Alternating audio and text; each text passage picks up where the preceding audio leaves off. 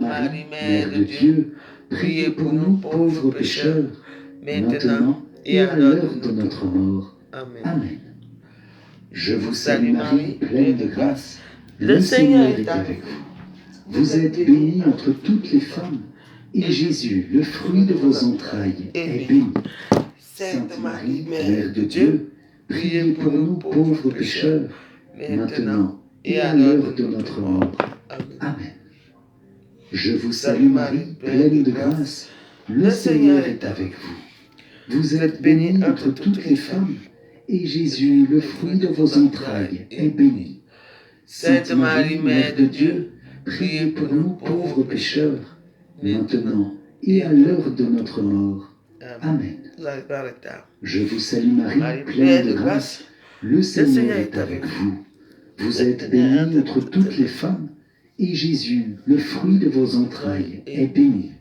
Sainte Marie, Mère de Dieu, priez pour nous pauvres pécheurs, maintenant et à l'heure de notre mort. Amen. Gloire soit au Père, au Fils et au Saint-Esprit, comme il était au commencement, maintenant et toujours, et dans les siècles des siècles. Amen. Ô mon Jésus, pardonne-nous nos péchés, préserve-nous du feu de l'enfer, et conduis au ciel toutes les âmes, surtout celles qui ont le plus besoin de ta sainte miséricorde. Amen.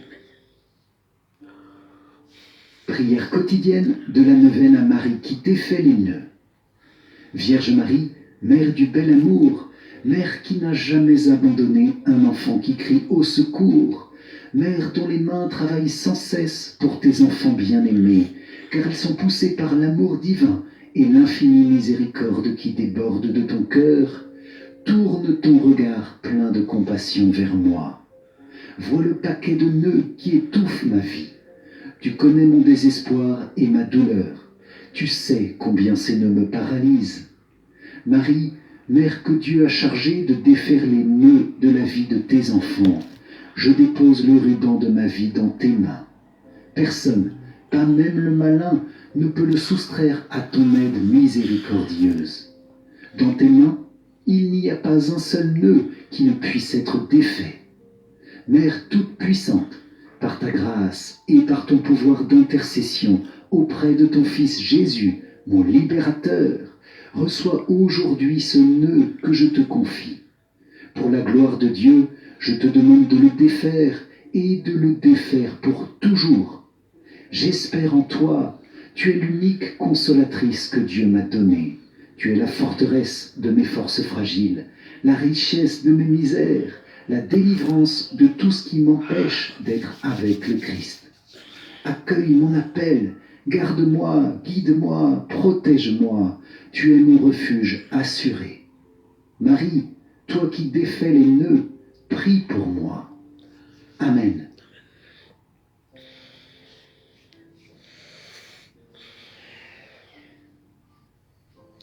Seigneur, prends pitié. Ô Christ, prends pitié. Seigneur, prends pitié. Ô Christ, écoute-nous. Ô Christ, exauce-nous. Père du ciel, toi qui es Dieu, prends pitié de nous. Fils, rédempteur du monde, toi qui es Dieu, prends pitié de nous. Esprit Saint, toi qui es Dieu, prends pitié de nous.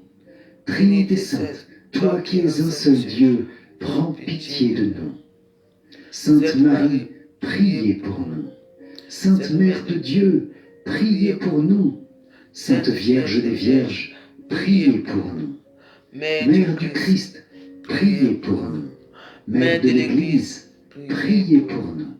Mère de miséricorde, priez pour nous. Mère de la grâce divine, priez pour nous. Mère de l'espérance, priez pour nous. Mère très pure, priez pour nous. Mère très chaste, priez pour nous. Mère toujours vierge, priez pour nous. Mère sans tache, priez pour nous. Mère très aimable, priez pour nous. Mère admirable, priez pour nous. Mère du bon conseil, priez pour nous. Mère du Créateur, priez pour nous. Mère du Sauveur, priez pour nous. Mère très prudente, priez pour nous. Mère digne d'honneur, priez pour nous. Mère digne de louange, priez pour nous. Vierge puissante, priez pour nous. Vierge clémente, priez pour nous. Vierge fidèle, priez pour nous. Miroir de la sainteté divine, priez pour nous. Siège de la sagesse, priez pour nous. Cause de notre joie, priez pour nous. Temple de l'Esprit Saint, priez pour nous. Tabernacle de la gloire éternelle, priez pour nous. Demeure toute consacrée à Dieu, priez pour nous. Rose mystique, priez pour nous. Tour de David, priez pour nous. Tour d'ivoire, priez pour nous. Maison d'or, priez pour nous. Arche d'alliance, priez pour nous. Porte du ciel, priez pour nous. Étoile du matin, priez pour nous. Salut des malades, priez pour nous. Refuge des pécheurs, priez pour nous. Réconfort des migrants, priez pour nous. Consolatrice des affligés, priez pour nous. Secours des chrétiens, priez pour nous. Reine des anges, priez pour nous. Reine des patriarches, priez pour nous. Reine des prophètes, priez pour nous. Reine des apôtres, priez pour nous. Reine des martyrs, priez pour nous. Reine des confesseurs, priez pour nous. Reine des vierges, priez pour nous. Reine de tous les saints, priez pour nous. Reine conçue sans le péché originel, priez pour nous. Reine élevée au ciel, priez pour nous. Reine du Saint-Rosaire, priez pour nous. Reine de la famille, priez pour nous. Reine de la paix, priez pour nous. Agneau de Dieu qui enlève les péchés du monde, pardonne-nous Seigneur. Agneau de Dieu qui enlève les péchés du monde, écoute-nous Seigneur. Agneau de Dieu qui enlève les péchés du monde, aie pitié de nous Seigneur. Prie pour nous, Sainte Mère de Dieu, afin que nous soyons rendus dignes des promesses du Christ. Prions. Accorde à tes fidèles, Seigneur notre Dieu, de bénéficier de la santé de l'âme et du corps par la glorieuse intercession de la bienheureuse Marie, toujours Vierge. Délivre-nous des tristesses du temps présent et conduis-nous au bonheur éternel. Par Jésus, le Christ, notre Seigneur. Amen. Si vous avez apprécié le chapelet de cette journée de neuvaine avec Marie qui défait les nœuds, likez et partagez-le à vos proches pour qu'ils puissent bénéficier des grâces puissantes de cette prière. Pour vous remercier d'avoir participé, je vous offre mon livre numérique 5 clés essentielles pour mieux prier. Cliquez sur le lien qui s'affiche à la fin de cette vidéo ou dans les commentaires. Et n'hésitez pas à rejoindre la neuvaine, le lien se trouve dans la description de la vidéo. Vierge Marie, merci pour les nœuds que tu as défaits aujourd'hui, pour toutes ces situations difficiles et bloquées de nos vies dans lesquelles tu as agi avec puissance. Nous te confions les fruits de paix et de joie de notre prière pour que tu les gardes, que tu les protèges tout au long de notre journée. Amen. Salve Regina, Mater Misericordiae, vita dulcedo et spes nostra, salve. A te clamamus, exules filii Eve. A te suspiramus, gementes et flentes, in ac lacrimarum vale. Eia ergo, advocata nostra, illos tuos misericordes oculos, ad nos converte. Et Iesum, benedictum fructum ventris tui, nobis post hoc exilium ostende.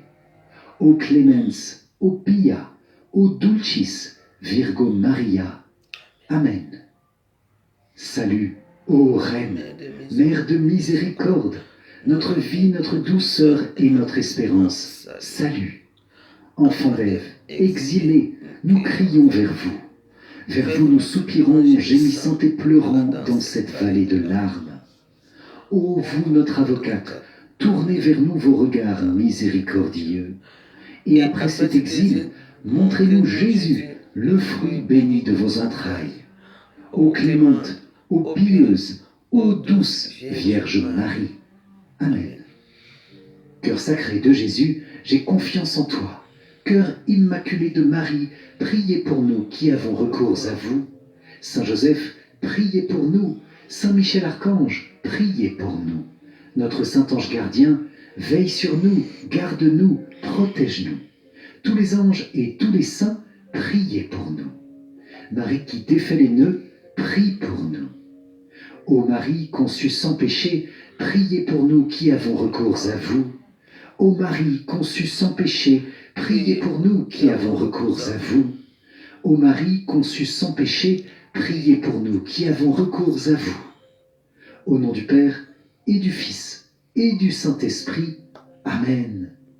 Merci, chers amis, pour cette puissante prière à Marie qui défait les nœuds.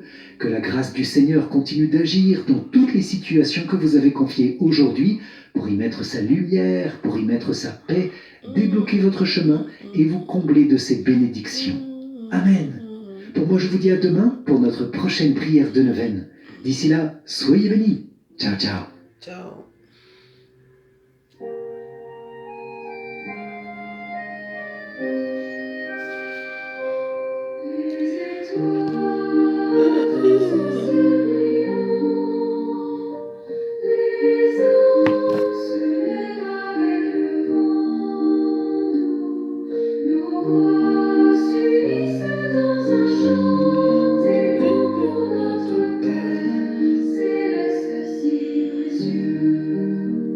Sous l'éclat doré de l'horizon, les montagnes chantent en harmonie. Nous élevons nos cœurs à l'unisson pour célébrer son amour infini. Au ciel, écoute notre mélodie, glorieux chant vivant d'allégresse. Pour notre Verbe toute la vie, avec des cœurs remplis de tendresse. Les rivières murmurent des louanges. Dans la nature, tout est une prière. Les forêts célèbrent cette louange. Pour notre Père céleste la lumière. Dans le silence de la nuit sacrée, les anges s'unissent à notre voix. Un chant si pur monte vers l'éternité.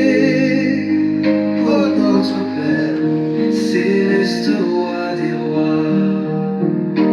Au ciel, écoute notre mélodie, glorieux chant vivant d'allégresse.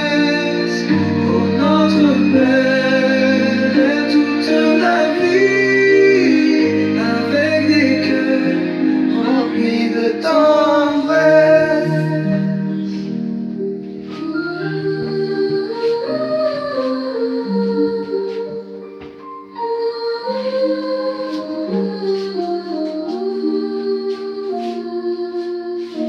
Au ciel, écoute notre mélodie, glorieux chant vivant d'allégresse. Pour notre Père, toute la vie, avec des cœurs remplis de tendresse.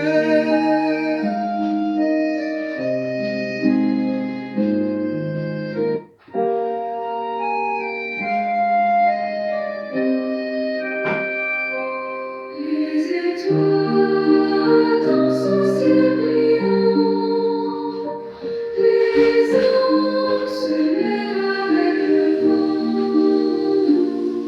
Nos voix s'unissent dans un chant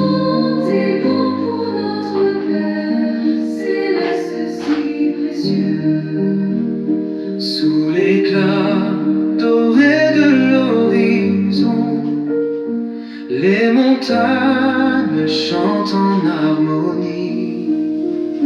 Nous élevons nos cœurs à l'unisson pour célébrer son amour infini. Au ciel, écoute notre mélodie, glorieux chant vibrant d'allégresse pour notre Père toute la vie, avec des cœurs remplis de tendresse.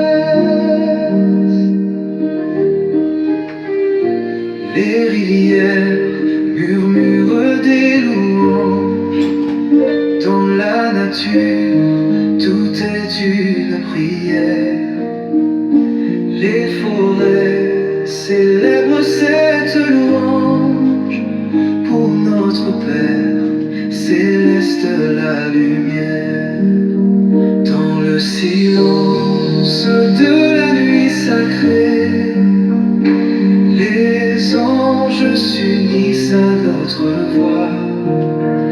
Un chant si pur monte vers l'éternité pour notre Père, céleste roi des rois.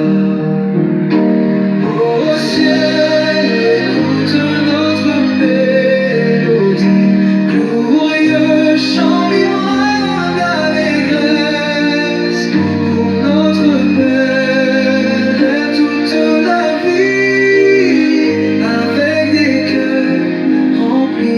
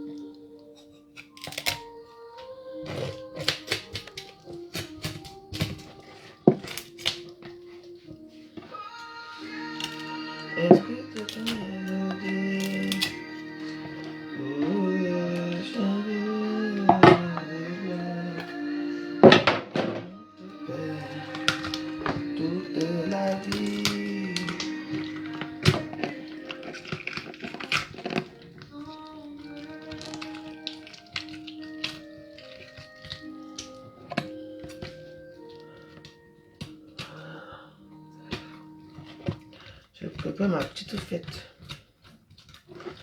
Quand tu pries comme ça, à la fin, il faut donner la nourriture aux gens. Voilà.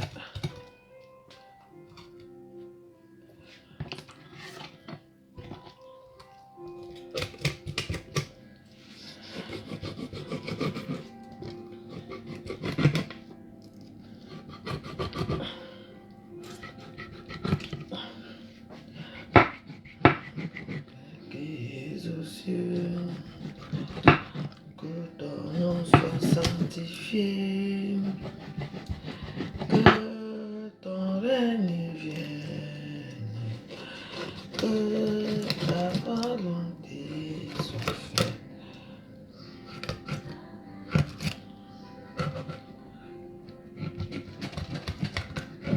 Aujourd'hui, notre pain, pardonne-nous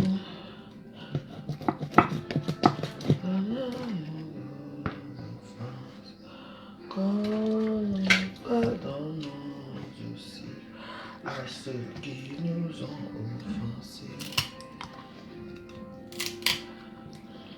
Ne nous laisse pas entrer en tentation, mais délivre-nous du mal. Car c'est à toi qu'appartient le règne, la puissance et la gloire pour les siècles. Amen.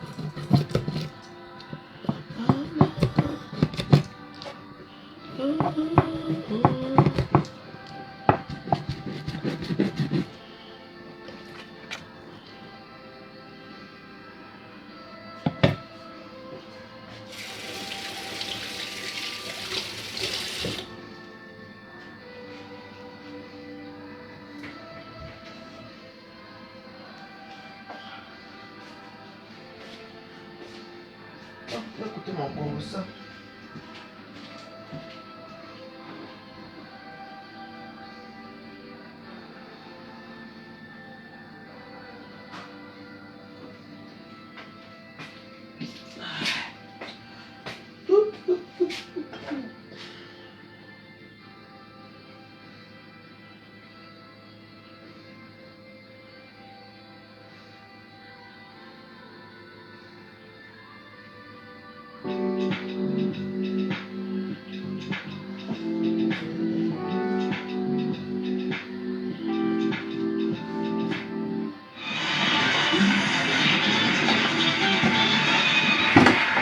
Je prendrai à mes mains pleines tes rondeurs jusqu'à l'aine, j'envelopperai ta taille jusqu'aux cuisses qui baillent. Ce n'est pas une nouvelle formule d'émission que nous vous proposons à des fins fallacieuses qui consisterait à doper l'audimat en proposant de l'érotisme le vendredi soir. Ce n'est pas non plus de la mauvaise poésie érotique, ce sont des poèmes qui ont vraiment été envoyés à des employés. Ces employeurs ont été d'ailleurs condamnés à des sommes très conséquente. Malheureusement, aujourd'hui, il ne paie pas. Mais il y a au milieu de tout ça deux femmes brisées qui n'en peuvent plus de se battre. L'une a quand même gagné son procès pour harcèlement, l'autre a gagné son procès, mais il n'était pas question de harcèlement. Et aujourd'hui, elle voudrait oublier tout ça, ces années d'horreur. Nous les accueillons sur le plateau de Sans Aucun Doute. Voici maintenant Pilar et Véronique. Véronique, accompagnée de Pilar, a été victime de harcèlement moral sur son lieu de travail par l'un de ses supérieurs hiérarchiques. Parlait de mes seins, puis bon, il fantasme énormément sur les seins. Le harceleur envoyait des poèmes explicites à notre témoin. Aujourd'hui, que l'écriture est l'art de la jouissance, du mal de tête, des entrailles communes, le seul art, je crois, qui permette le viol, la pénétration à l'insu de la destinataire. Tu te rends compte jusqu'où il a été parlé de viol. Elle a résisté longtemps en silence et depuis a été licenciée abusivement. Le motif qui était avancé en vue de mon licenciement était une suppression de poste. Alors que mon poste était bien maintenu puisqu'il y avait une remplaçante qui avait pris mes fonctions. Nous demanderons des explications à son harceleur qui, lui, travaille toujours. Parlons du strip poker alors. Ça fait partie de la convention collective de l'entreprise, qu'est-ce que c'est? Écoutez, monsieur, vous ne connaissez pas ce qui s'est passé avant dans cette opération. Mais monsieur... Vous ne pouvez pas juger du tout et écouter uniquement les dames d'une façon... Alors dites-moi, monsieur, mais je ne demande qu'à vous écouter, monsieur, c'est pour ça que je vous appelle. Il faut aider Véronique et Pilar, qui aujourd'hui n'ont plus d'emploi et réclament justice. Je suis donnée à fond, je me suis investie, tout ce que j'ai pu faire au détriment de ma famille, quoi. Les enfants quand ils étaient petits. Et pour quel remerciement? Pour Sans Aucun Doute, c'est un nouveau combat qui commence tout de suite. Bonsoir mesdames. Bonsoir. Soyez les bienvenus sur le plateau de Sans Aucun Doute où tout le monde va tout faire pour vous aider, ne vous inquiétez pas. Qu'attendez-vous, Pilar, de cette émission et ensuite madame? Ce que j'attends de cette émission, c'est qu'enfin les faits soient reconnus et que notre employeur se rende à l'évidence. Il a été condamné plusieurs fois déjà et il faudrait qu'il accepte enfin, qu'il se plie, que cette affaire cesse. Est-ce que, au-delà de l'argent, vous avez besoin que tout ceci se termine parce que on vous a quelque part brisé? Oui, il faut que ça cesse. Il faut que ce monsieur soit conscient de ce qu'il nous a fait, par les jugements. Nous avons gagné, les jugements sont rendus en notre faveur, mais lui, nous avons la vague impression qu'il ne se sent pas vraiment concerné ni coupable. Alors, tout à l'heure, il y en a plusieurs, un petit poème comme celui-ci. C'est vrai que quand on l'écoute comme ça, sorti du contexte, on trouve ça drôle. Ma plume et mon doigt, ma feuille blanche, ton sein laiteux et mon impatience croisent ton sourire qui refuse mon désir et moi qui refuse d'abdiquer. Donc ça, c'était quoi, des petits poèmes qui vous envoyaient sous quelle forme, comment? Non, il nous convoquait dans son bureau puisque nous étions ses assistantes et il nous convoquait sous prétexte de dictée, enfin pour une séance de travail et au moment le plus inattendu, il sortait son écrit et moi personnellement il me lisait donc un poème très fier de lui, de sa prose, il se disait écrivain. Et donc il m'obligeait à écouter ce poème et puis à la fin il me le remettait en guise de cadeau. Les gens souffrent dans la demande. Tout à fait. Il me proposait, il me suppliait de le rejoindre chez lui en l'absence de son épouse qui était en voyage à Paris pour des examens médicaux. Plusieurs fois ça s'est produit. Donc il était seul, il avait besoin de réconfort, de soutien. Donc suppliant que j'aille le rejoindre chez lui. La société a été condamnée. Vous aviez énormément d'ancienneté, il faut le rappeler aussi. Plus de 26 ans. 147 000 euros. La société a été condamnée à vous payer 147 000 euros, dont 36 000 euros à titre exécuteur, autrement dit, à vous payer tout de suite. Et sur ces 36 000 euros, en attendant l'appel, je suppose, et sur ces 36 000 euros, qu'ils doivent vous payer tout de suite, ils n'en ont payé que 15 000. Donc déjà, il y a 21 000 euros qui auraient dû être payés et qui ne sont toujours pas payés. Ça, c'est le premier problème. Vous concernant, vous, madame, il a été condamné une première fois à vous payer 35 000 euros. Il a été en appel, pensant obtenir plus. Eh bien, il a tout gagné. Effectivement, il a obtenu plus. Ce n'est plus 35 000 euros qu'il doit vous payer, mais 54 000 maintenant qu'il doit vous payer. Et là, pareil, il faut déduire les 13 000 euros qu'il avait certainement déjà donnés. Il vous doit 32 000 euros à ce jour. Oui, parce que bon, le jugement a été rendu, mais en fait, il n'a pas été exécuté. Nous sommes encore toujours... il s'acharne toujours... Il use de tous les recours possibles pour ne pas exécuter le jugement. Voilà, l'histoire banale d'une petite société où l'on envoie d'abord des poèmes, l'on demande ensuite à l'une des employées de venir rejoindre le patron, enfin en tout cas l'un des supérieurs chez lui, puis il ne veut pas. Alors ça se traduit par un licenciement, on gagne son procès et au bout du compte, on n'a toujours rien. C'est ça que nous allons vous expliquer, nous vous conseillerons grâce à Loïc Squarnec dans quelques instants. Voici l'enquête de Sophie Rabillet. C'est quelque chose qui malheureusement, il faut le préciser, est très à la mode en ce moment. Donc tout le monde est concerné par ce que vous allez voir maintenant. Sous la jalousie, blanche douce, par l'échancrure d'un vent mutin, ta foufounette, petit vison, poker parfumé à la fragrance, à l'huile de vison, pour ton corps soyeux. Je ne suis pas très raisonnable, c'est vrai, mais cette irraison est ma vie. Et oui, celle qui me pulse vers ton ventre. Vois-tu encore ta foufoune? Moi, j'aimerais bien la voir, la brosser, la humer, la caresser, la tailler. Enfin, tu sais. Lorsque Pilar relit ses poèmes, elle ne peut croire que le motif de son licenciement soit uniquement un problème de compétence. Tout comme Véronique, d'ailleurs. Légère sous la pelisse, ma main effeuille la bête et effleure la peau. Ton vison m'intéresse. Elles étaient collègues, elles sont devenues amies, puis alliées face à ce qu'elles disent être un harcèlement sexuel. Pilar a 19 ans quand elle entre dans cette société au poste de secrétaire. C'était le 5 juin 78. La suite, un beau parcours sans histoire et même une promotion en 91. Mais Pilar s'épuise à la tâche, peut-être trop et au détriment de sa vie de famille. Alors elle demande un temps partiel, 28 heures par semaine qui, d'après elle, ne seront jamais respectées. Et puis bon, de toute façon, mon patron tenait le discours suivant quand j'allais me plaindre en disant c'est plus possible, je ne peux plus, c'est trop. Il me disait mais débrouillez-vous, démerdez-vous. Mais le pire est encore à venir. Fin 97, l'attitude de l'un de ses responsables à son égard serait, selon elle, sortie du simple cadre professionnel. Un poème inattendu va tout déclencher. Il s'est mis à m'écrire, soi-disant, des poèmes. Et donc il m'appelait dans son bureau. Et donc il commençait à lire, il sortait son texte, il commençait à lire sa prose. Je ne savais pas trop comment l'écouter, pas l'écouter, l'interrompre, le remettre à sa place. Et bien sûr, il a vu que ça me mettait très très mal à l'aise et que je rougissais. Je ne savais pas si je comprenais pas ce qui m'arrivait. Je comprenais pas. Ces poèmes étaient très crus dans le sens où il parlait de mes seins, qui voulaient se perdre en moi, se blottir entre mes seins. Puis bon, il fantasmait énormément sur les seins. Donc je voyais très bien son regard toujours porté sur cette partie de mon corps. Et des poèmes de cet acabit, Pilar en recevra plus d'une trentaine. La situation s'aggrave fin 99 à l'occasion d'un séminaire. Voici, selon Pilar, ce qu'il se serait passé. Il avait proposé de m'attendre à un endroit et de là il m'emmènerait chez lui. On allait passer une nuit inoubliable, selon lui. Et j'ai eu tellement peur ce jour-là, je me suis dit j'ai pas d'autre solution que de me dérober. Les jours puis les mois passent, Pilar s'enferme dans un profond mutisme. Un silence qui l'isole de plus en plus, même de ses proches. Mon mari n'en a rien su. Je ne pouvais pas en parler. Je me sentais fautive en fait.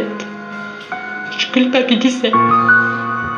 Quelque part, c'est comme si je l'avais cherché ou comme si, je ne sais pas ce que j'avais pu faire pour mériter ça.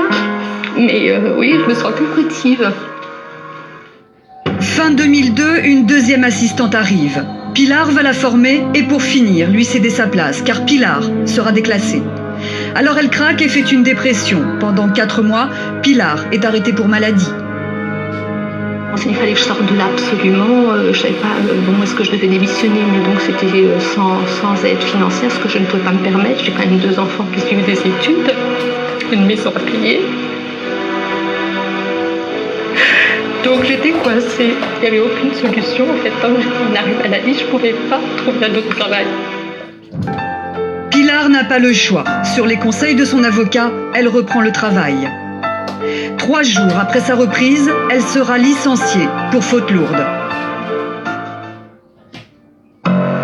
Et Pilar ne serait pas un cas isolé. Ces derniers mois, une autre femme souffre en silence. Elle vivrait la même chose, elle serait devenue, elle aussi, une cible. Embauchée en février 99 en tant que secrétaire, Véronique aurait-elle aussi fait les frais des fantasmes d'un de ses patrons. Un jour, le Standard me passe mon patron qui me dit « Véronique, ne prenez pas de notes, écoutez ce que j'ai à vous dire ». Et il me récite, on ne peut pas dire ça un poème, il me récite quelque chose. Voilà, Véronique, j'aimerais que nous nous rejoignions tous les deux chez moi pour prendre un bain. J'ai eu très peur. On est pris dans des filets, c'est mon supérieur. Qu'est-ce que je vais faire pour m'en sortir sans le vexer ? C'est-à-dire sans le blesser pour ne pas perdre son emploi. Vous voyez, c'est un rapport de force. Tout était dans l'attitude de ce monsieur et beaucoup le regard.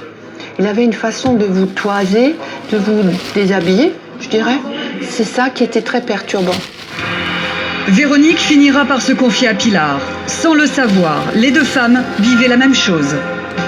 J'ai vu Pilar se décomposer elle aussi, et puis elle m'a dit « Mon Dieu, ça y est, c'est toi, maintenant c'est à ton tour, je suis désolée de ce qui t'arrive ». C'est là qu'elle m'a avoué qu'elle faisait l'objet depuis quelques années de harcèlement de la part de notre supérieur.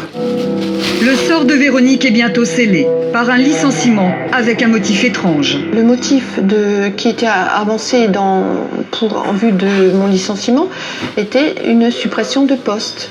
Alors que mon poste était bien maintenu puisqu'il y avait une remplaçante qui avait pris mes fonctions et que j'ai formée. Depuis, Véronique et Pilar se voient souvent. Elles se soutiennent l'une et l'autre. Aujourd'hui, que l'écriture est l'art de la jouissance, du mal de tête, des entrailles communes, le seul art, je crois, qui permette le viol, la pénétration à l'insu de la destinataire. Tu te rends compte jusqu'où il a été parlé de viol. C'était un viol, en fait, que je subissais, oui. Et ça nous a coûté notre place, quoi. Et pendant toutes ces années, leur famille n'était au courant de rien. Du jour au lendemain, quoi, elle est venue et puis elle a commencé à vouloir changer un peu de boulot, dire tiens, j'aurais envie de changer, faire autre chose, j'en ai marre du travail. Alors c'est vrai que ça me paraissait un peu bizarre au début. Son comportement a changé du tout au tout. Ça s'est fait effectivement progressivement, mais au fur et à mesure, on s'est rendu compte que ça allait plus du tout. Alors bon, bien sûr, médicaments, calmants, tout ce qui allait avec. Elle endormait mal le soir. Elle avait beaucoup de mal à gérer. Pour la famille, il est aujourd'hui impossible de tourner la page. Les procédures, ça commence à s'éterniser, c'est sûr. Donc on n'a qu'un souhait, c'est que tout ça s'arrête et qu'on en finisse, qu'on puisse vivre quelque chose donc à nouveau de normal, une vie normale, parce que c'est vrai que ça fait mal chaque fois de ressasser toutes ces histoires. Donc non, que tout ça s'arrête, c'est tout. La justice, c'est aujourd'hui la seule façon pour elle de s'en sortir. Les deux femmes ont porté l'affaire au prud'homme. Par 2 fois, ils ont condamné la société pour licenciement abusif et travail dissimulé. Puis c'est en cour d'appel que les affaires ont été renvoyées. Véronique, la première à s'être défendue, a gagné cet appel. La cour admettra même le harcèlement moral. Mais la société conteste la décision et lui fixe un prochain rendez-vous, en cassation. Quant à Pilar, son dossier est toujours en appel. Après 3 ans de procédure, Pilar et Véronique sont épuisées. Aujourd'hui, elles vont se rendre ensemble sur leur ancien lieu de travail pour trouver un arrangement. Je me suis donnée à fond, je me suis investie tout ce que j'ai pu faire au détriment de ma famille, quoi. Les enfants quand ils étaient petits. Et pour quel remerciement? Aucun jeté comme une malpropre. Mais ça c'est bien, par contre ça fait 3 ans. 3 ans qu'on a pu me métier là-bas, quoi. Arrivées sur place, Véronique et Pilar trouvent immédiatement leur ancien patron. La conversation est filmée en caméra cachée. Qu'est-ce que c'est ça? Vous voulez que je vous le dise? Pour ton corps soyeux, harmonieux, légère sous la pelisse, ma main effeuille la bête et effleure la peau. Mais vous trouvez que c'est quelque chose qu'on donne à sa secrétaire? Elle est vachement contente de recevoir un Ah bon? J'étais contente. Et vous vous souvenez, le soir, vous m'avez demandé de rester plus tard. Soi-disant, je vais prendre des notes sous votre dictée. Et qu'est-ce que vous m'aviez proposé? Un street poker. Soi-disant, je vous ai aguiché. J'étais bonne pour aller dans votre lit, et quand vos associés ont demandé pourquoi vous me licenciez, vous avez dit que je ne donnais pas satisfaction. Mais pour aller dans votre lit, j'aurais peut-être donné satisfaction, c'est ça? On a été harcelés durant des années. On en a perdu nos emplois et je trouve on nous avait pourri la vie. Il est temps que ça s'arrête. Il est temps que ça s'arrête, moi je n'en peux plus. Leur interlocuteur, à bout d'arguments, appelle à sa rescousse ses associés. Dans cette histoire, c'est une histoire personnelle entre toi et Pilar, entre toi et Véronique. C'est pas une histoire entre nous, parce que nous, on n'a pas suffisamment d'éléments, on n'a pas géré ça, on a appris ça à la fin. Donc on ne peut pas mais par contre, on est obligé de prendre position par rapport à l'agence, parce qu'on défend l'agence, on défend un des associés de l'agence. Et à partir du moment... Envers et contre tout. Non, c'est la preuve nous a sali. La preuve, et vous continuez encore à nous salir. Vous auriez apprécié que votre épouse reçoive ce genre de documents? Votre foufounette? Vous auriez aimé ça? La conversation tourne en rond, les deux femmes quittent le bureau. Entre deux portes, elle croise une ancienne collègue. Pilar s'effondre dans ses bras. Papa, il est horrible. Il est horrible ce type. On donne pendant des années. Pilar et Véronique repartent sans aucun espoir. Si ces deux femmes font aujourd'hui appel à nous, c'est qu'elles n'ont plus le courage de continuer les procédures. Elles veulent mettre un point final et oublier. L'enquête est signée Sophie Rabillé pour Sans aucun doute. Voilà, Pilar, on voit que vraiment ça vous fait beaucoup de choses, hein, beaucoup de peine de revoir toutes ces images. Pourquoi? Parce que ça vous fait revivre toutes ces années? Oui, tout à fait. Tout à fait. Puis cette humiliation et par rapport à ma famille, à qui je n'ai jamais osé rien dire, en fait. Pourquoi? C'est un sentiment de honte. On n'ose pas en parler, on n'ose pas, de peur de ne pas être cru, de ne pas, quelque part, de l'avoir cherché. Enfin, pourquoi moi, et qu'est-ce que j'ai fait? Et la peur aussi de ne pas, qu'il y ait une suspicion après, le regard des autres, au niveau des collègues aussi, à partir du moment où c'est l'image stéréotype qu'on a sur la secrétaire et de son patron. Donc à partir du moment où on va en parler, on a l'impression qu'on va se moquer. Il convient d'être très précis, Maître Michel, sur les différentes condamnations. Nous ne pouvons pas nous permettre de dire n'importe quoi. Alors, reprenons point par point pour ces deux personnes. Qui a été condamné à quoi? Alors, en ce qui concerne Pilar, dans les deux cas, bien sûr, c'est la société qui est condamnée. C'est elle qui a licencié, et les associés pourront dire ce qu'ils veulent. C'est la société qui a fait la lettre de licenciement, c'est elle qui a été condamnée. En ce qui concerne Pilar, le conseiller prud'homme n'a pas eu besoin de statuer sur le harcèlement.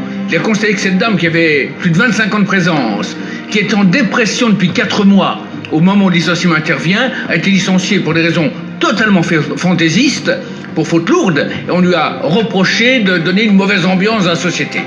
C'est en appel. Mais ce qui est extrêmement intéressant, c'est que pour Véronique, le conseiller prud'homme avait rendu un jugement un peu du même tonneau sur le motif, en restant du moins sur le fait qu'étant délégué du personnel, il fallait l'autorisation de l'inspecteur du travail, qu'il n'y avait pas d'autorisation, donc le licenciement était nul. Et le conseiller prud'homme n'avait pas été plus loin. Mais on appelle. La cour d'appel, qui aurait pu s'arrêter à cela aussi, disant le licenciement est irrégulier, a ajouté le fait qu'il y a un harcèlement constitué.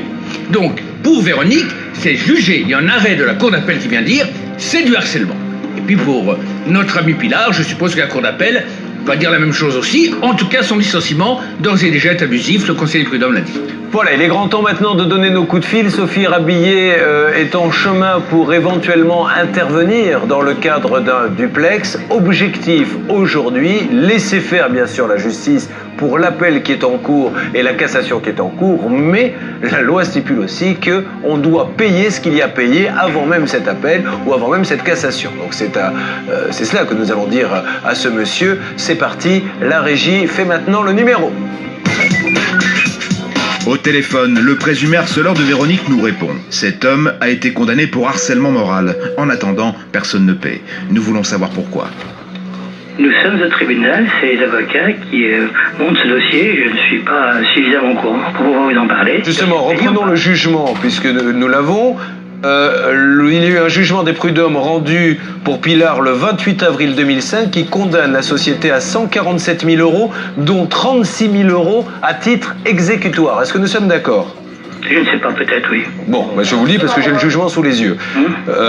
C'est quand même étonnant, monsieur, que vous ne soyez pas... Vous n'avez pas que ça à faire. D'accord, bon. Donc, les poèmes, vous êtes au courant quand même des poèmes que vous leur avez envoyés? Bien sûr. D'accord. Bon, avez-vous proposé à cette dame d'avoir un rapport sexuel avec elle? Laquelle? Pilar. Nous avons eu un rapport sexuel, bien évidemment. Le test a duré 4 ans. D'accord, mais attendez, vous dites que vous avez eu des rapports sexuels? Ça a duré 4 ans. D'accord. Pilar? C'est ce que vous avez prétendu à vos associés, fait croire à vos associés pour sauver la face.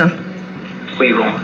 C'était bien plus facile pour vous de dire, d'avouer avoir une relation avec moi plutôt que de dire je l'ai harcelé pendant toutes ces années. De toute façon... Pilar, nous n'avons pas eu des relations sexuelles ensemble? Non. Non? Regardez, lisez vos poèmes, revoyez-les. Vous parlez de ne jamais abdiquer, de viol. Pardon? Et avec la seconde personne? Non. Non, vous lui avez fait des propositions? Non. Non plus. Madame? Et vous m'avez fait des propositions puisque j'ai les poèmes sous les yeux. Oui, mais vous oubliez que vous êtes venu me chercher un soir. Bon, écoutez, ce sont des problèmes de relations humaines qui sont évidemment pas normales, mais qui ont eu lieu et qui ont été comment je pourrais dire, réalisées dans le cadre d'un consentement global pour Pilar et d'autres. Un consentement global? Absolument. Oui, parce que durant des années, je n'ai rien dit et enfin rien ne s'est su. J'ai supporté, je ne savais pas comment vis-à-vis d'un supérieur hiérarchique me sortir de tout ça. Alors, maître Michel. Oui, monsieur, je voudrais vous poser 2 questions. D'abord, quand vous écrivez ton sourire qui refuse mon désir et moi qui refuse d'abdiquer, est-ce que ça ne signifie pas qu'en réalité... Rien, monsieur, moi j'écris des poèmes, j'ai pas son temps à écrire, écrire des bouquins, écrire des poèmes. D'accord, alors je vais vous poser une question maintenant qui n'est plus littéraire. Si effectivement vous aviez des sentiments pour ces personnes qui justifiaient que vous leur envoyiez des poèmes, c'est une chose de respectable. Si même, comme vous le prétendez, il y a eu des relations, ce qui peut être quelque chose qui existe dans l'entreprise, pourquoi vous les avez licenciés comme ça? Je n'ai pas licencié Pilar. Alors, comment ça s'est passé? Comment ça s'est passé? Comment a-t-elle quitté l'entreprise? Oh, sur un éclat personnel. Donc c'est elle qui a démissionné alors? Sur un éclat personnel. Est-ce qu'elle a démissionné, monsieur? Elle n'a pas pu démissionner, elle est partie sur un éclat personnel. Donc on lui a... non. Donc elle n'a pas démissionné. Si elle n'a pas démissionné, c'est que vous l'avez licenciée. Écoutez, il y a eu tellement de choses, je sais plus comment ça s'est passé exactement, et j'ai pas maîtrisé la chose. J'ai fait traiter ça comme mon secrétaire général, comme j'étais dans un état pas possible, j'aurais pas jugé correctement les choses. Alors, la deuxième personne, a-t-elle été licenciée, elle? Celle-ci était licenciée, oui, effectivement. On a fait une erreur là. Oui, vous n'êtes pas au courant de ce qui s'est passé. Mais dites-nous-le, monsieur. Pourquoi vous ne le dites pas? Au moins, voilà, peut-être qu'on se trompe et on arrête tout. Et, alors, parlons du strip poker, alors.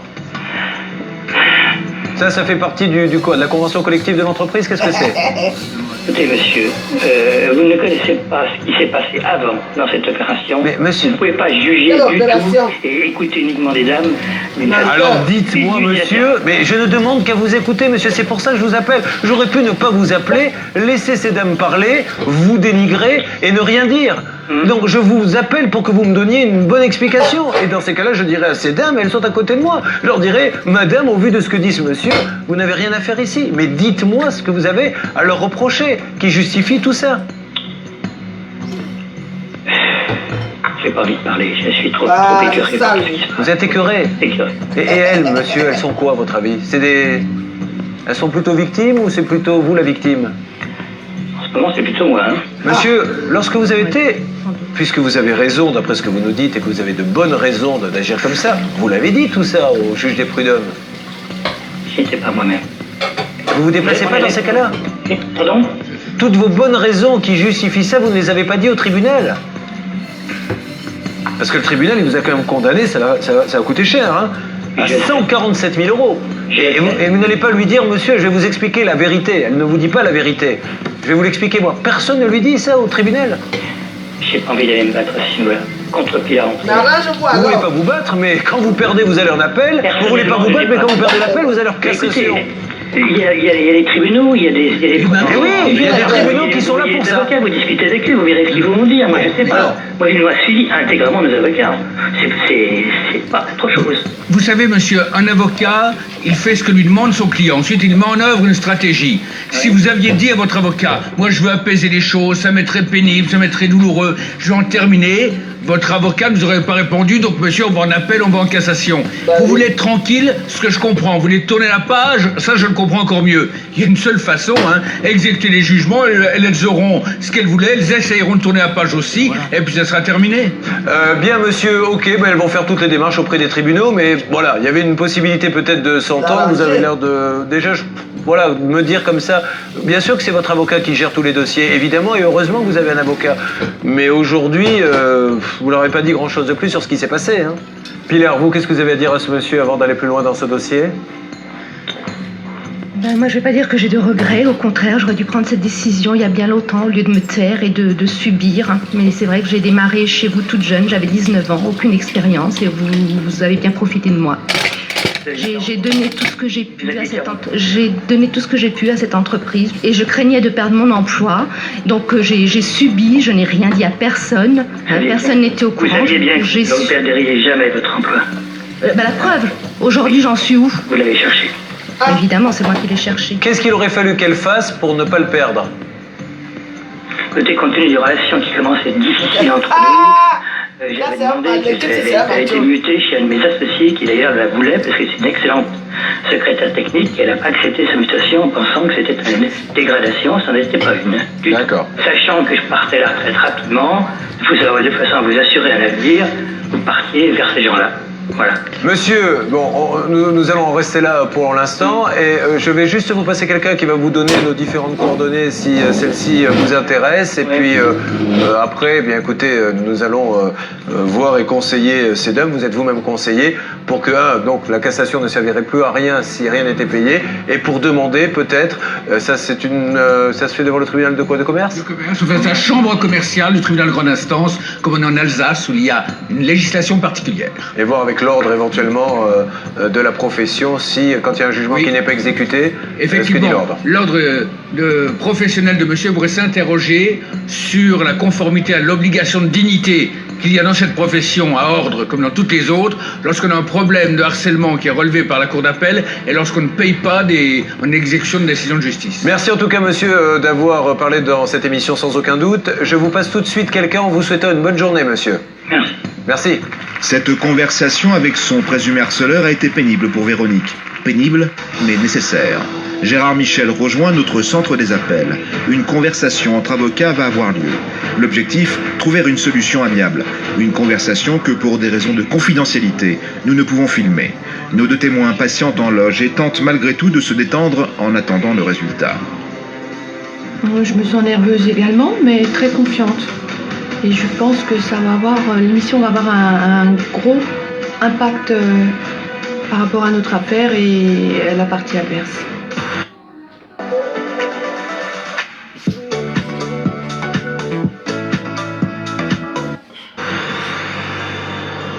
Le moment est venu de faire le point. Véronique et Pilar, tendues, rejoignent donc notre plateau.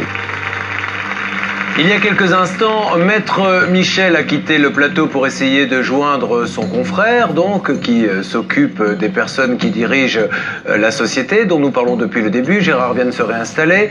Gérard, qu'en est-il? Alors, j'ai eu 3 avocats, puisque la société a un avocat différent pour chacune de ces dames, et d'autre part, j'ai appelé leur avocat, bien entendu, avant toute chose, pour savoir s'il ne s'opposait pas à ce qu'il y ait un contact ainsi direct avec ses adversaires. Alors, il y a 2 cas tout à fait différents. En ce qui concerne Véronique, où il y a l'arrêt de la cour d'appel, l'avocat de la société, bien conscient que le pourvoi en cassation n'est pas suspensif, que d'ailleurs il vaut ce qu'il vaut, et donc ils sont d'accord pour régler. Ils ont fait la procédure là devant le juge d'exécution pour essayer de gagner du temps parce qu'il y avait manifestement des problèmes de trésorerie. Ils demandent simplement avoir un tout petit calendrier. Et donc, mon confrère qui défend la société va se mettre en rapport avec leur avocat pour se mettre d'accord sur un calendrier extrêmement court de quasiment quelques semaines, au plus en 2 mois, pour régler la somme concernant Véronique. En ce qui concerne Pilar, les choses sont à 2 degrés. En ce qui concerne l'exécution provisoire, il reste sur le principe du Code du travail qui dit que l'exécution provisoire doit s'arrêter à 9 mois de salaire. Il refuse d'aller au-delà des 15 000 euros. Par contre, ils ne sont pas contre une discussion.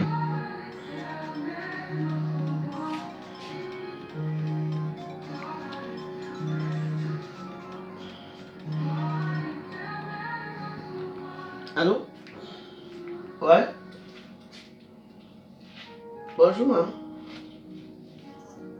Ouais?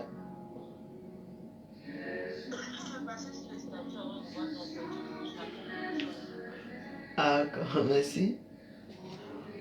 Ok. Je t'appelle tout à l'heure, d'accord? Merci.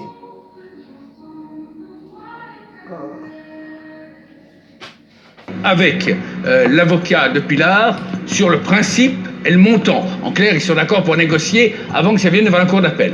Et donc le choix pour Pilar est un peu le suivant. Soit elle ne veut pas négocier, ce qui est son droit le plus strict. Et à mon avis, ça va venir bientôt devant la cour d'appel. Et bon, on attend l'arrêt de la cour d'appel, et puis il faut patienter jusque-là. Soit elle en a marre, elle veut en terminer, et à ce moment-là, il faut que son avocat se mette en rapport avec l'avocat adverse, qui sur le principe serait d'accord pour discuter. Alors, reprenons point par point. Madame, vous, c'est plutôt des bonnes nouvelles. Oui. Vous allez être payé. Il demande juste un léger délai, c'est ça, pour pouvoir... Enfin bon, je crois que c'est plutôt bien parti en ce qui vous concerne. En ce qui vous concerne, est-ce que vous avez envie, et cette décision vous appartient, évidemment, et nous ne sommes absolument pas là pour vous influencer dans un sens ou dans un autre, est-ce que vous avez envie d'aller jusqu'au bout, donc ça prendra un petit peu plus de temps, mais vous pouvez obtenir tout ce que vous avez demandé, ou est-ce que vous avez envie d'en finir et de trouver un terrain d'entente avec eux, et ça sera forcément à la baisse, car qui dit négociation, sinon ils n'ont aucun intérêt de négocier avec vous. Quel est votre premier sentiment ? C'est pas une question d'argent, hein, c'est plutôt une question de réhabilitation, je veux dire, par rapport à ce qui a été dit. À la limite, j'avais même déjà dit à mon avocat, je serais même prête à tout lâcher, à ne rien demander sur un plan financier. Mais simplement parce que je veux que justice soit rendue, quoi. C'est ça. Mais je sais qu'on ne peut pas atteindre ces gens-là que par l'argent, malheureusement. Vous auriez tort de laisser tout tomber. Non, mais je veux dire, j'en étais arrivée à ce point-là, quoi. Non. On va vous laisser un petit peu le temps de la réflexion, oui. Mais vous n'êtes pas contre éventuellement l'idée d'avoir une belle somme, c'est-à-dire de faire une légère diminution, mais c'est déjà reconnaître, négocier.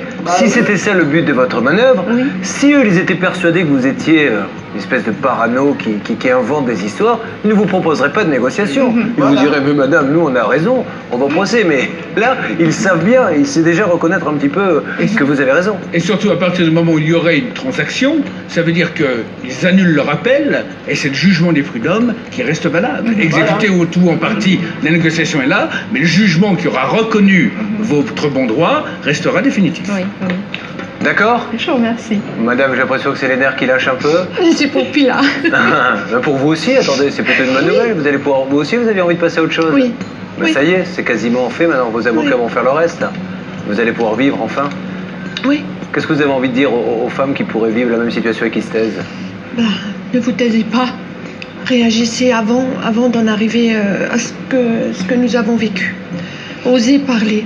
Oui, n'ayez pas honte de ce qui se passe et osez parler. Oui, parce que ce qu'on recoupe.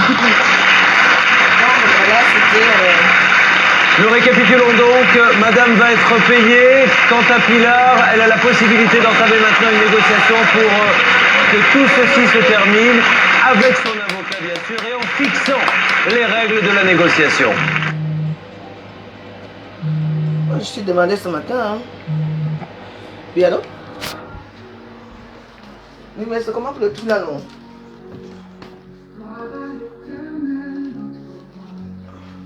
Mais toi, tu pas trouver une belle photo là-bas. Attends, il va chercher, je t'envoie.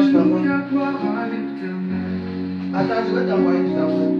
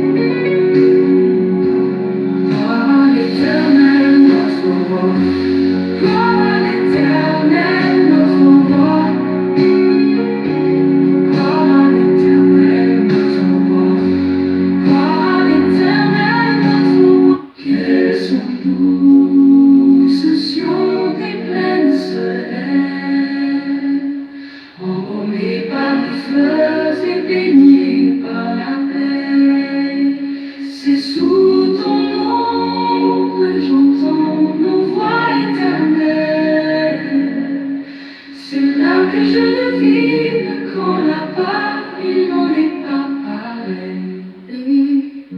Alléluia, gloire à l'Éternel, notre roi.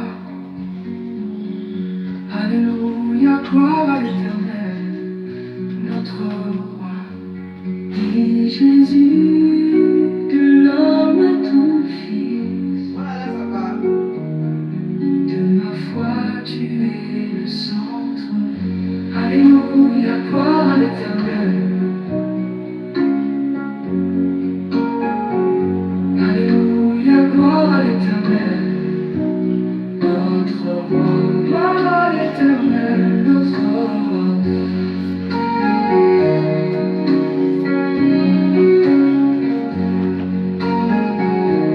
Gloire à l'Éternel, notre roi. Gloire à l'Éternel, notre roi.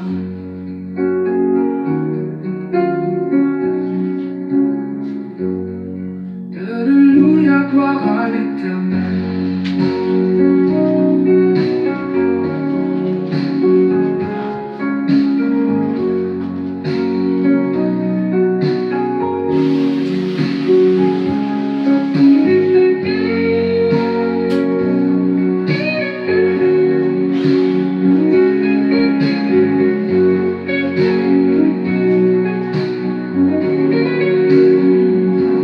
Gloire à l'Éternel, notre roi. Gloire à l'Éternel, notre roi. Gloire à l'Éternel, notre roi. Gloire à l'Éternel, notre roi.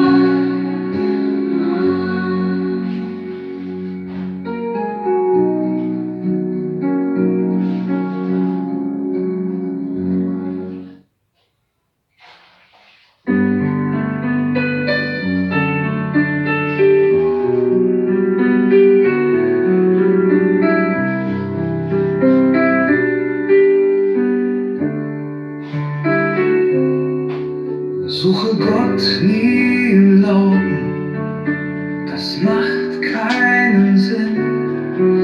Suche Gott in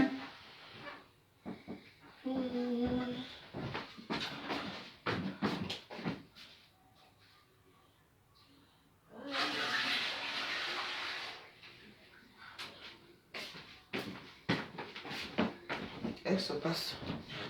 Bon, je vais vous laisser. Je vais vous laisser.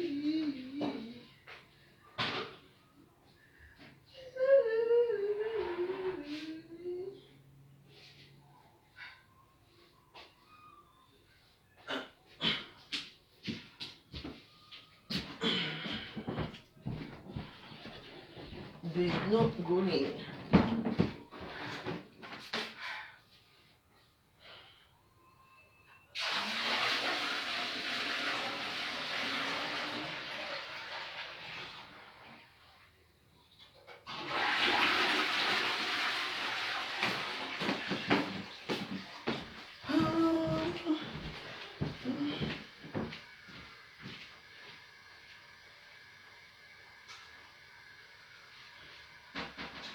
In der Stille, da findest du ihn.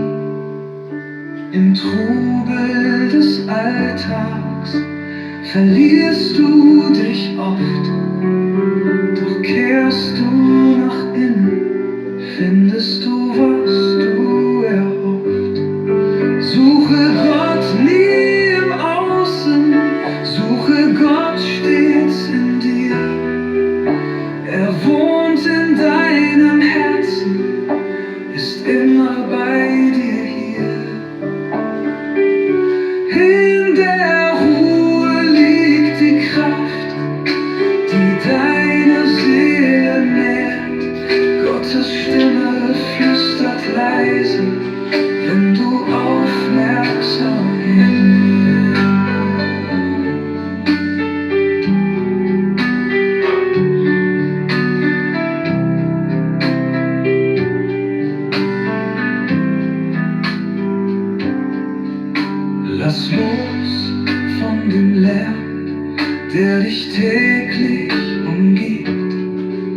In der Stille erkennst du, wie sehr Gott dich liebt. Suche Gott in der Stille, da findest du ihn. Er war schon immer da, er ist tief in dir drin.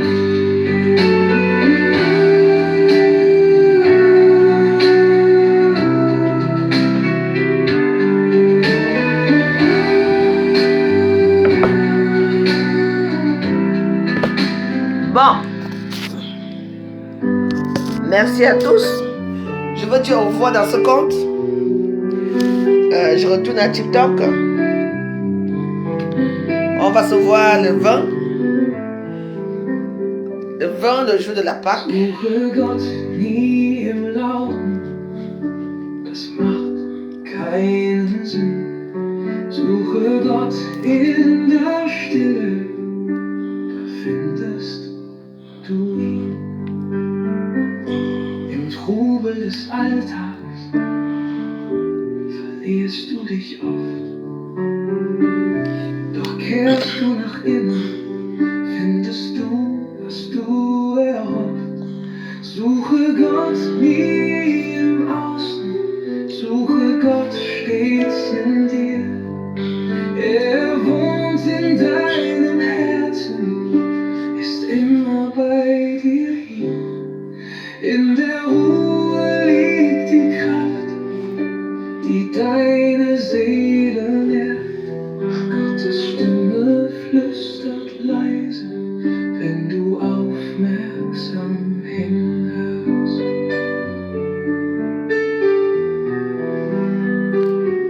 Voilà. Lass los von dem Lärm, der dich täglich umgibt. In der Stille erkennst du, wie sehr. Si vous voulez me suivre, me trouver à TikTok, Veuve 237 2000 2300 je peux 76. Tapez, mettez Veuve 2. Ouais, moi tu veux 237. Je suis avec ma petite fille Inamungwe. C'est la photo de ma petite fille, c'est là-bas que je fais des vidéos maintenant. Voilà. J'aime bien les gens de là-bas. Ici vous êtes trop triste. Comme vous êtes déjà habitué ici à faire de Congo ça, donc je ne vous sers à rien. Quoi. Là-bas au moins, ils me fâchent là-bas tous les jours. Donc voilà, moi je vous laisse ici. Mais je reviendrai ici que le 20 avril. Donc, et certains d'entre vous qui me connaissent vont recevoir les invitations en Messenger et à WhatsApp pour certains. Donc voilà. Parce que comme je prie beaucoup, je fais un carême de 40 jours. Après 40 jours, il faut faire la fête, il faut surtout donner à manger aux gens, quoi. Donner à nourrir aux gens, les gens. C'est comme ça que ça se passe. Donc voilà. C'est ce que j'ai décidé de faire. Bon, je vous embrasse. On se retrouve à TikTok. Bye. Merci à tous. Bye.